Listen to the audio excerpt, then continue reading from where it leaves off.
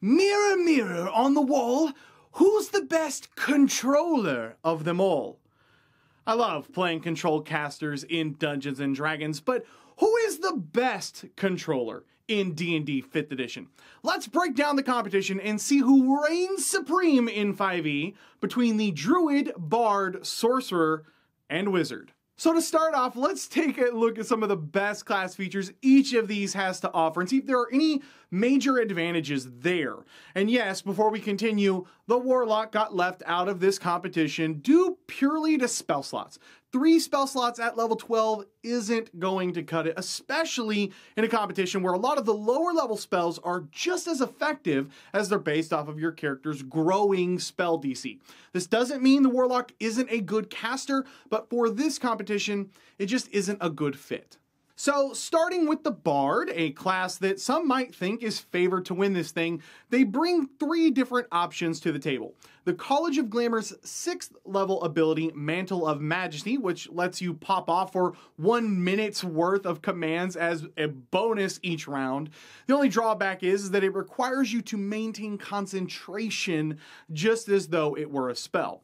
The College of Lore with both Cutting Words as a reaction, pretty good, and a level 6 additional magical secrets for counterspell. And we technically have the College of Valor, whose inspiration can be used to buff an ally's AC, making it harder for foes to actually land their hits. While Mantle of Majesty is a pretty neat little ability, I'm not so sure that it can make up for additional magical secrets that the Lore Bard gets. Having Counterspell 24/7 at level 6 versus popping off a few commands once a day is probably just too good here. So we're going to take Lore Bard into this fight against the other classes. Next up for the Wizard, we have 2 really great options with the School of Enchantment and the School of Divination. Enchantment gives us Hypnotic Gaze, which can be a 1-save, lock a foe down spell.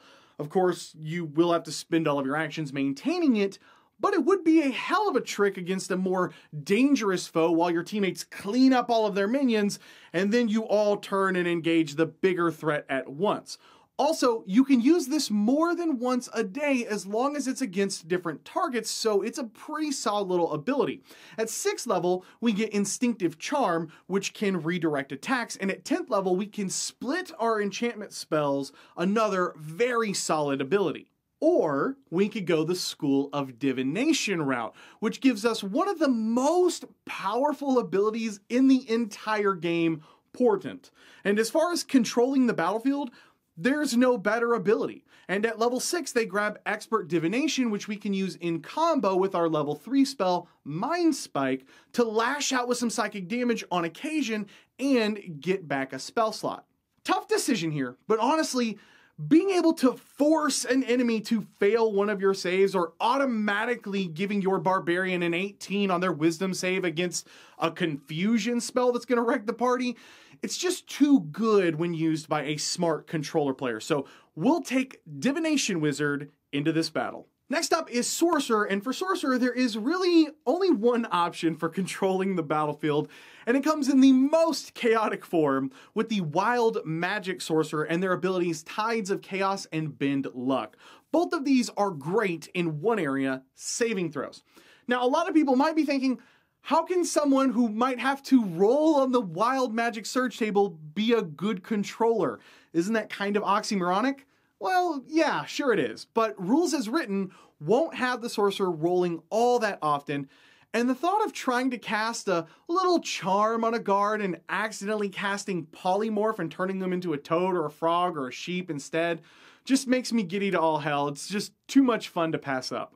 And finally, for the Druid, we really don't have a great choice here, specifically for battlefield control. So we'll go with the closest thing that we get, which is the Circle of the Shepherd for their Spirit Totem ability and Mighty Summoner ability. But first, it's sponsor time. Huge shout out to today's sponsor. They've been sponsoring the channel all month. That is Deck of Many with their new amazing Humblewood Kickstarter. Guys, this thing is almost at $500,000 and there are still 8 days to go. So they are unlocking all kinds of stretch goals and you guys are not going to want to miss this thing before it is over.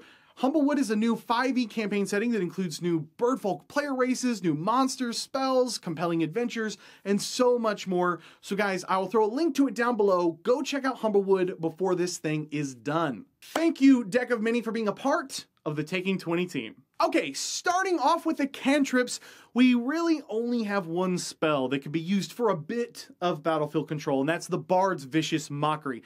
It's not going to take over any combats, but against a single big bad guy for a target at the cost of an action, it can limit a more dangerous foe from landing a few blows while dishing out a small amount of damage.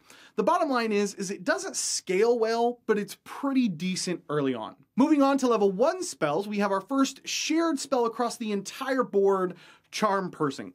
Nothing amazing here, but effective, and every class gets it. So it's not going to do much to help us determine which of these classes actually is the best controller. Then we get into some more interesting choices. The Bard picks up Bane, a great concentration spell that will scale nicely as you progress into higher levels. The Wizard gets 2 great choices to itself in Grease and Cause Fear, which is a nice little scalable cone, though your foes will get saves every round.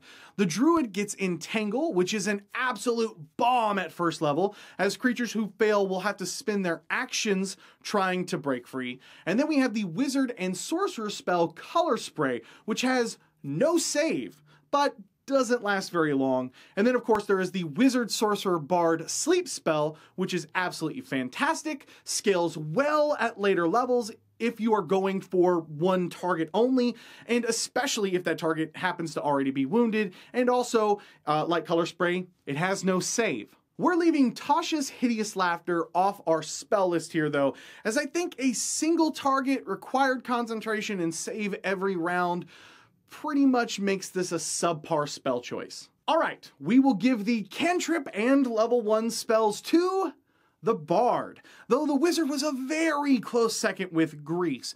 But Bane is just a little bit better than Grease due to Grease's small area of effect, causing it to be a little bit more situational than Bane. At level 2, we have some really great spells at our command and more than a few bombs here. First up is the Bard-only Silence. Here's the deal with this. This is either fantastic or literally useless. I have seen this spell completely wreck a Hag Coven encounter, but against a few Minotaurs, it just takes up room on your character sheet. But it does have its place as a great control spell, again, just situational. Next up is the Druid-only bomb, Spike Growth. You guys know how much I love this spell, and it can certainly make an encounter very one-sided very quickly. Then we have another Bard and Druid absolute bomb in Heat Metal. Damage while having disadvantage for my armor-wearing opponent? Yes, please. Oh, that's an awesome magic sword you have there. Maybe you should, just drop it real quick because it's hot while my barbarian tries to alleviate your head from your shoulders. Absolutely excellent control spell. Then we have 3 spells for both the Wizard and Sorcerer: Web, Enlarge and Reduce, and Levitate. That's right, you heard me, Levitate. This is the best control spell at 2nd level. You just have to use it offensively instead of defensively. You just need a target that's less than 500 pounds. They get 1 save, or it's 20 feet straight up for them and up and out of the fight. That's a neat little orc chief you have there. Enjoy floating there for the next 10 rounds while my ranger and I literally blast you to death with firebolt and pelt you with a bunch of arrows. Because just because they take damage doesn't mean anything with this spell. You still float there, buddy. And with nothing to grab onto to pull yourself away, you're literally just a floating sitting duck. And the last pair of level 2 spells we have is Crown of Madness, and yet another bomb with the Bard Sorcerer Wizard spell, Suggestion. This might be a top 10 spell in the game, especially when we take into account that it only takes a level 2 spell slot. The target gets 1 save, and for the next 8 hours, follows your suggestion, assuming you maintain concentration. So as the band of highway robbers jumps out to ambush you, turning to one of them with the suggestion of, flee north to Luskin, or go to Neverwinter and confess your crimes to the constable, will pretty much immediately take that foe out of the fight. And it could catch your Dungeon Master woefully unprepared as their balanced encounter is suddenly without their CR5 leader, leaving your group to mop up the remaining CR1 bandits pretty easily. And of course, we can't leave off our shared spell Hold Person. This is a solid pickup, as even though the target gets a save every round, damage being inflicted to them does not trigger another save, and the spell, of course, scales incredibly well as you guys level up. All right, the winner this round, we got to give it to both the Sorcerer and the Wizard, as they share all the spells at this level. Also, Ray of Enfeeblement got left off because of its every round save, concentration, and single target once again. At level 3, we have our biggest list of choices with 10 different spells that are good enough to actually be considered here. However, the winner of this round is pretty easy to see when you realize that they can cast 9 of the 10 spells anyway. So the Wizard takes the crown here all by itself with Dispel Magic, the Bomb Counterspell, Bestow Curse, Fear, Hypnotic Pattern, Sleet Storm, Slow, which is a total bomb as well, Stinking Cloud, and the kind of situational Tidal Wave. The only spell at this level that they don't have access to is the Bard and Druid spell Plant Growth, which admittedly is very, very good as a control spell, but it's not enough to overcome the Wizard having Counterspell. For the record, the Bard was a close second, assuming that they take Counterspell with their additional magical secrets. And they also get the chance to pick up Ensnaring Strike to try and lock down an opponent with the Restrained condition. The 2 spells at level 3 that got left off were Magical Circle, due to its minute-long casting time, and Enemies Abound, as it's just a bit too situational and only ever hits one target. Moving on to level 4 spells, we only have a few to pick from with the Wizard Sorcerer Bomb Banishment. 1 save, fail and you're just gone for the next 10 rounds, or perhaps even permanently if the target happens to be from another plane like an elemental. Absolutely excellent spell, and when you can auto-fail their save with the Wizard's Portent ability, it's absolutely brutal. Then there is one of my personal favorite spells in the entire game of D&D with the Bard Sorcerer Wizard spell Polymorph.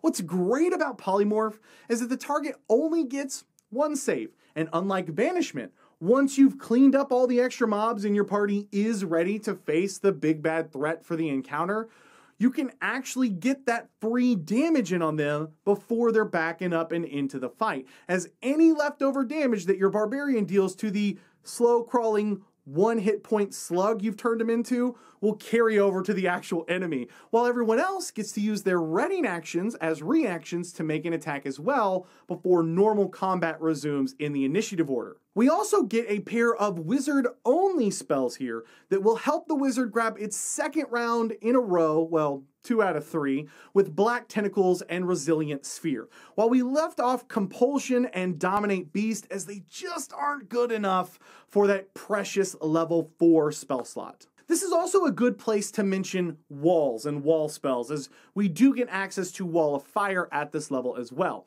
While walls can do damage, the reality is that most of them will have significant impacts on the battlefield and your ability to shape the combat as you see fit. Though I think the Wizard gets access to almost every single wall, excluding Wall of Thorns, which they wouldn't even have access to until later on. Moving on to level 5 spells, we have a pair of Druid-only spells with Contagion and Wrath of Nature. The great thing about Contagion is that the target needs to pass 3 saves to stop being poisoned, while if they fail their 3 saves, they can take on an even worse condition like Mind Fire or Filth Fever, and it's not a concentration spell, so you have a lot of flexibility there.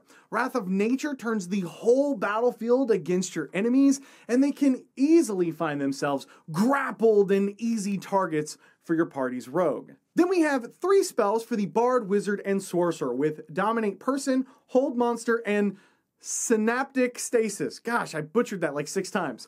Of these, Hold Monster is the biggie here as you begin to move into a higher range of pretty terrible monsters that you're probably fighting. But Dominate Person can be easily just as devastating for your opponent if they happen to be a humanoid. The winner this round?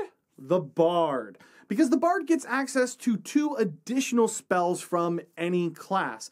If they wanted to, they could take both of the two Druid only spells. So they certainly have the most choices here for what to take, which is what gives them the round. And finally, let's talk a bit about 6th level spells, as when we start to go any higher, there isn't a whole lot of choices left. And by then we'll be transitioning from high level campaigns into really epic level campaigns. All right, let's mix things up a bit here and mention the one spell that I'm going to be leaving out, which is Mental Prison. Here's the deal. This spell sounds awesome, and admittedly, it has some really cool flavor. But the reality is that it just doesn't carry the oomph we need it to with its single target to warrant such a high-level spell slot. So let's get things going with our first good spell, that kind of strange Druid-only Bones of the Earth.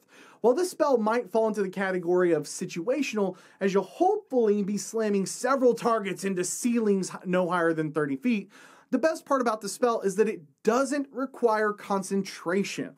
Not to mention, it does have the flexibility to remove a dangerously low ally from danger, vaulting them 30 feet into the air out in the open if your opponents don't have an easy way to fly or climb up to them. So it certainly fits our category of controlling the battlefield. And of course, we also have the Wall of Thorns, which we mentioned earlier, and it also is unique, of course, to the Druid here, as the wizard does not get access to it. Next up is a pair of spells for wizards, bards, and sorcerers with the absolute bomb Mass Suggestion and Eye Bite. This spell creates a neat little trick where you can action, sleep all of your opponents.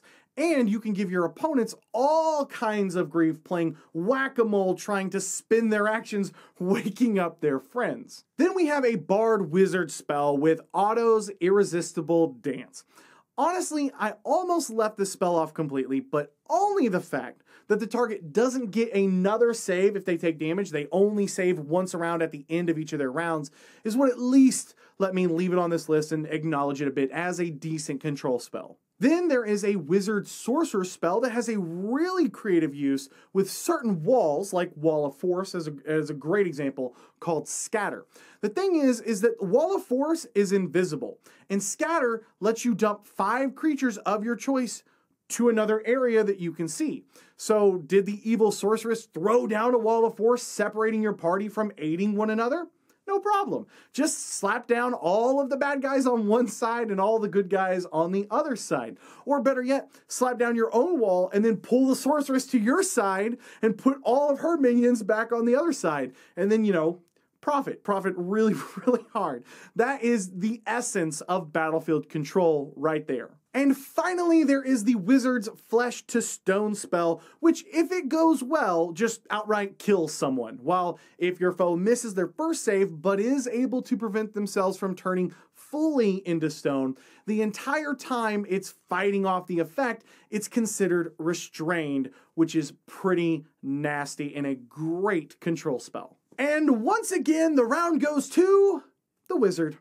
Bones of the Earth is good, but Flesh to Stone, Scatter, and the absolute bomb of Mass Suggestion, which I didn't really talk about much, is just too much and puts it well over the top here. So, taking everything into account, who comes out as the absolute best, indisputable controller class for Dungeons & Dragons 5th edition? The award goes to the Divination Wizard. I gotta be honest, I really thought some of these other classes would give them a run for their money, but there's just too much there. With the flexibility to learn all of the wizard spells with the spell book and plenty of spell slots in Dungeons & Dragons 5th edition specifically to cast them, it just reigns supreme for locking down your enemies and watching your allies clean house. With any control build, there are going to be times where your spells, they just don't stick.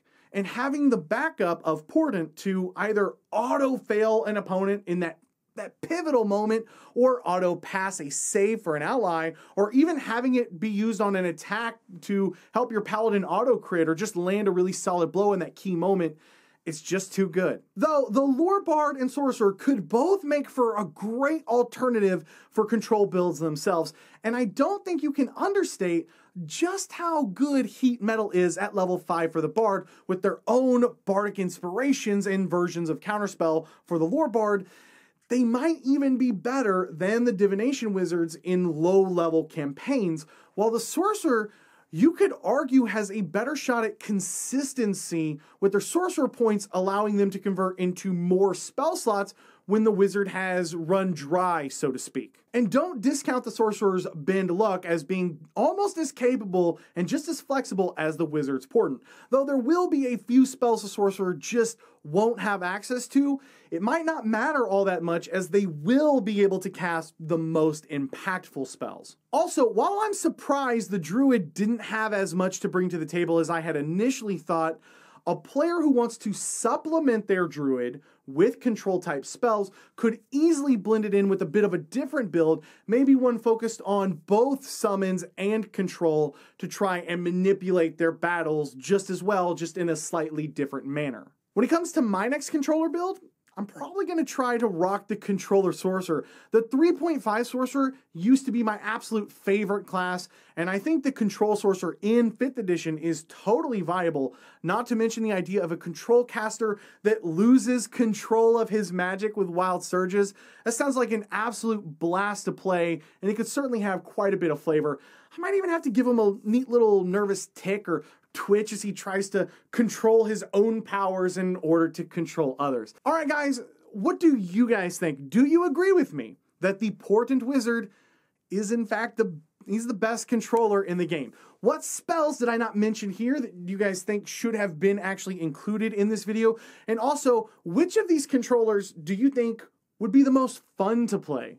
Let me know down below. I, of course, want to give a huge shout out to all the amazing, kick-ass, wonderful, sexy, incredible, talented, all those amazing words, all you patrons out there. Thank you, guys. Seriously, it matters so much to me and my wife. Thank you for all of your amazing support. All of you guys over at welcomeadventures.com. If you guys like what I do here, you want to support more content like this, while grabbing a whole bunch of rewards like maps every month. You can jump in a one-on-one meeting with me. I might be opening up some new D&D games if you want to play in a weekly campaign. You can check all that out at welcomeadventures.com. It's a great way to support the channel and grab yourself some sweet swag. If this is your first time here and you love role-playing games as much as I do, I'd love to have you subscribe. Every week I put out new videos on GM tips, player tips, tutorials, and more. So if that sounds like something you might be interested in, just hit the subscribe button down below and come join us. Thank you guys so much for watching. My name is Cody, and may your games be filled with awesome memories and even better friends. I'll catch you guys next time. Yeah.